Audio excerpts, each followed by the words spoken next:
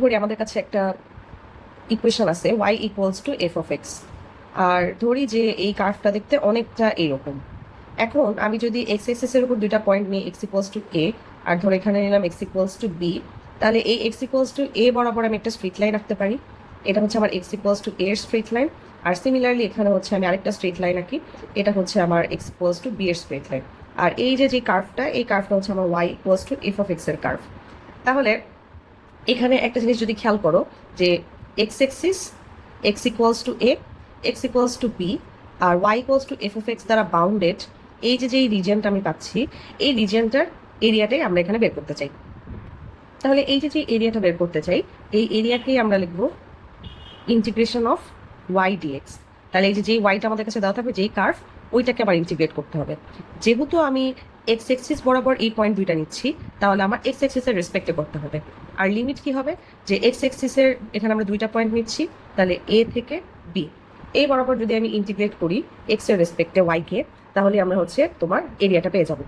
Similarly তাহলে আমরা উল্টাও করতে পারি, যে ধরো আমার কার্ভটা এমন যদি হয়, ধরলাম আমার কার্ভটা এমন, এখন আমি চাইলে এমন করতে পারি যে ওয়াই এক্সিস আমি এরকম দুইটা পয়েন্ট সেট করতে পারি, যেরকম আমরা এখানে এক্স এক্সিসের জন্য করছিলাম। সেম ভাবে যদি ওয়াই এক্সিসের জন্য করি, ধরো বললাম এটা হচ্ছে ওয়াই ইকুয়ালস টু এ, এটা হচ্ছে ওয়াই ইকুয়ালস টু বি, এই উপরে যদি পারপেন্ডিকুলার রাখো কার্ভটা ধরো এরকম, তাহলে এবার যদি খেয়াল করো, এবার দেখো এইখানে আমার একটা রিজিয়ন ক্রিয়েট হচ্ছে। তাহলে এবার কি, আমরা যে পয়েন্ট দুইটা নিচ্ছি, সেই পয়েন্ট দুইটা নিচ্ছি ওয়াই এক্সিস বরাবর। তাহলে এবার আমার এরিয়াটা অবশ্যই কি করতে হবে, তোমার ওয়াই এর রেসপেক্টে হচ্ছে ইন্টিগ্রেট করতে হবে। কাকে ওয়াই এর রেসপেক্ট ইন্টিগ্রেট করতে হবে, অবশ্যই এক্স কে। এবার তুমি আর ওয়াই কে করতে পারবে না। তাহলে আমার ইকুয়েশনটা যদি এইরকম ফরম্যাটে থাকে, আমি এইখানে এই ইকুয়েশনে বসানোর সময় y equals to direct x square বসাই দিতে পারবো।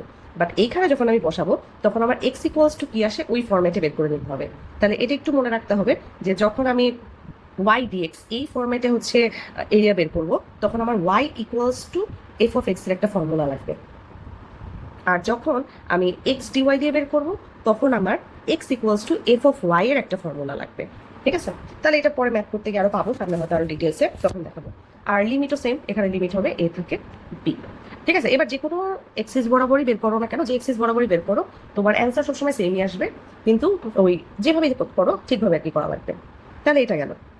এখন তাহলে দেখো একটা জিনিস যদি খেয়াল করো, যে এই যে আমি যখন ওয়াই ডিএক্সটা বের করতেছি, ওয়াই ডিএক্স, তাহলে আমি এই রিজনটা পাচ্ছিলাম, এটা ছিল আমার y equals to F of x. তাহলে আমি যখন বের করতেছি, আমার এইটুকু রিজনই কিন্তু আসতেছে। এবার তাহলে বলা যায় না যে দেখো আমার জাস্ট কার্ভটা যেটা, সেটা কিন্তু ছিল এটা, জাস্ট এইটা ছিল কার্ভ। আর এখানে একটা পয়েন্ট ছিল এক্স ইকুয়ালস টু এ, এখানে একটা পয়েন্ট ছিল এক্স ইকুয়ালস টু বি। তাহলে আমি যখন এটাকে ইন্টিগ্রেট করি, তার মানে কি আমার কার্ভের নিচের যে এরিয়াটা, এই পুরো এরিয়াটাই আমি পেয়ে যাই। তার মানে যখনই তুমি কোনো একটা কার্ভ বলো বা কোনো একটা স্ট্রেট লাইন বলো, যদি ইন্টিগ্রেট করো, তাহলে সবসময় ওই কার্ভ অথবা ওই স্ট্রেট লাইনের নিচের যে রিজিয়নটা, ওই রিজিয়নটা পেয়ে যাবা। এখন যদি তুমি এক্স এক্সিস বরাবর ইন্টিগ্রেট করো, তাহলে রিজিয়নটা পাবা এভাবে। আর যদি তুমি ওয়াই এক্সিস বরাবর করো, তাহলে পাবা কিভাবে, এভাবে। ঠিক আছে, এই জিনিসটা আর কি একটু বুঝে করতে হবে আর কি। তাহলে তুমি এক্স এক্সিস বরাবর করলে পাবা হচ্ছে কার্ভ, আর এক্স এক্সিসের মাঝের যে রিজিয়নটা, সেটা পাবা সবসময় ইন্টিগ্রেট করলে। আর যদি তুমি ওয়াই এক্সিস বরাবর ইন্টিগ্রেট করো, তাহলে সবসময় সেই কার্ভ বা স্ট্রেট লাইন যেটাই নাও, সেটার সাথে ওয়াই এক্সিসের মাঝের কতটুকু রিজিয়ন সে ক্রিয়েট করতেছে, জাস্ট ওইটুকু পাবা। আচ্ছা, এবার ধরি আমার কাছে দুইটা কার্ভ আছে। একটা কার্ভ হচ্ছে y equals to y one equals to f one x, আরেকটা ধরলাম y two equals to F two x. তাহলে যদি আমি আঁকি, ধরো দেখতে এরকম একটা, যে এইটা হচ্ছে আমার Y one equals to F of X, আর ধরো এই হচ্ছে আমার Y two equals to F two x. তাহলে তোমার প্রশ্নগুলো থাকবে এভাবে, যে হয়তো এরকম দুইটা কার্ভ দিয়ে বলবে এই দুইটা কার্ভের মাঝের যে বাউন্ডেড এরিয়া, সেই এরিয়াটা বের করো। এখানেও লাইনগুলো বলে দিবে, যে ধরো এটা আবার ধরলাম এক্স ইকুয়ালস টু এ, আর এটা ধরলাম এক্স ইকুয়ালস টু বি। তাহলে এই যে মাঝের যে রিজন, সেই রিজনটার এরিয়া আমাকে বের করতে হবে। এখন দেখো, এখানে আগের বার কি হয়েছিল, আগে আমার একটা কার্ভ ছিল, আমি যখন এক্স এক্সিস বরাবর ইন্টিগ্রেট করতাম, তখন আমার ওই কার্ভের নিচের সমস্ত রিজনটা একবারে ইনক্লুডেড হয়ে যেত। বাট এইবার দেখো আমার সমস্যাটা কোথায়, এইবার হচ্ছে এবার কি হয়েছে, এবার হচ্ছে কিন্তু তোমার নিচে দেখো একটা পোর্শন কিন্তু ফাঁকা রয়ে যাচ্ছে, জাস্ট আমাকে কি এইটুকু বের করতে হবে। তাহলে আমি কি করবো, এখন দেখো একটা আলাদা আলাদা করে চিন্তা করি জিনিসটা, যে ওয়াই ওয়ানটা হচ্ছে আমার উপরে। এখন তুমি যখন শুধু ওয়াই ওয়ানকে ইন্টিগ্রেট করবা, তার মানে কি ওয়াই ওয়ানের নিচের পুরো রিজিয়নটা চলে আসবে। এবার এইখানে ধরো ছিল ওয়াই টু, তাহলে আমি যখন ওয়াই টু কে ইন্টিগ্রেট করবো তখন কি ওয়াই টু এর নিচে রিজিয়নটা চলে আসবে।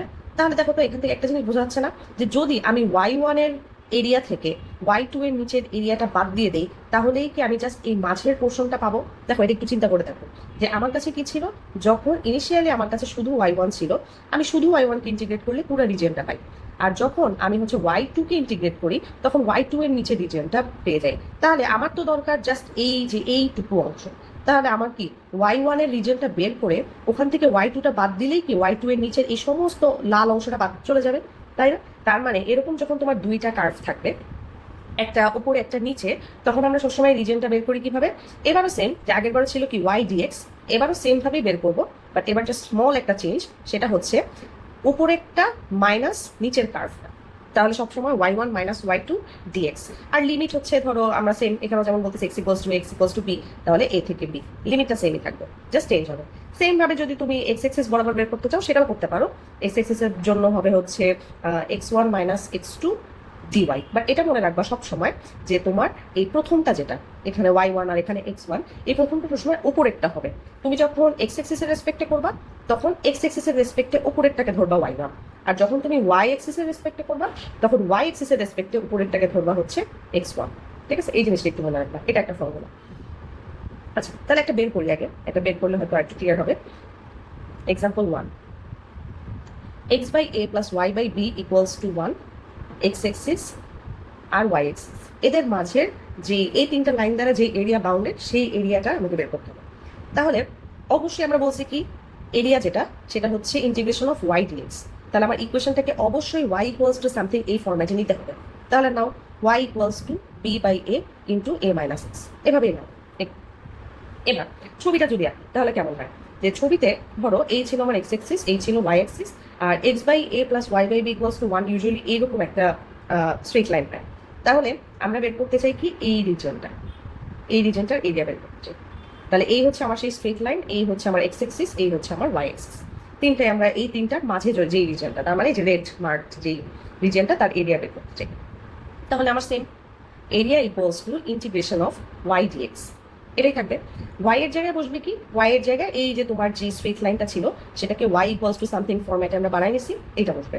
তাহলে ওয়াই এর জায়গায় বসবে এটা, ডিএক্স এর জায়গায় ডিএক্সই থাকবে। লিমিট কি হবে? আচ্ছা, আমরা যেহেতু এক্স এক্সিস বরাবর ইন্টিগ্রেট করতেছি, তাহলে দেখো যে কোথা থেকে কোথা পর্যন্ত তোমার এই এরিয়াটা আছে। তাহলে আমার এরিয়াটা কি, যেমন আমি বলতে পারি যে এক্স এক্সিসের তোমার এই পয়েন্টটা থেকে শুরু হচ্ছে আর এই পয়েন্টে গিয়ে শেষ হচ্ছে, এটা বলা যায় না? এটা বলা যায়। তাহলে এই পয়েন্টের কোঅর্ডিনেটটা কি 0,0, আর এই পয়েন্টের কোঅর্ডিনেটটা কি মনে আছে? আমরা যখন x by a plus y by b equals to 1 বের করি তখন আমরা বলছিলাম এই পয়েন্টটা হচ্ছে a,0, তাই না? আর এই পয়েন্টটা হচ্ছে 0,b। তাহলে আমি যেহেতু এক্স এক্সিস বরাবরই নিয়ে কাজ করতেছি, তাহলে আমার লোয়ার লিমিট হবে 0 আর আপার লিমিটটা হবে a, তাহলে 0 থেকে a। এবার জাস্ট নর্মালি ইন্টিগ্রেট করো, তাহলে বি বাই এ তো কনস্ট্যান্ট, এটাকে বাইরে নিয়ে আসো। এ কে ইন্টিগ্রেট করলে আসে এ এক্স, এক্স কে ইন্টিগ্রেট করলে আসে এক্স স্কোয়ার বাই 2। এবার এখানে বসবে লিমিট। এবার ধরো একটা কাজ করো, আগে হচ্ছে আপার লিমিট বসাও, আপার লিমিট বসালে এখানে আসে এ স্কোয়ার, এখানে আসে এ স্কোয়ার বাই 2, আর আবার সেম মাইনাস লোয়ার লিমিট বসাও। তাহলে লোয়ার লিমিটের এই পোর্শন পুরোটাই 0 হয়ে যাচ্ছে। তাহলে আলটিমেটলি আমার থাকতেছে হচ্ছে half A B square unit, এই কথাটা লিখতে হবে। ঠিক আছে, এভাবে হচ্ছে আমরা যে কোনো একটা রিজিয়নের এরিয়া বের করতে পারি।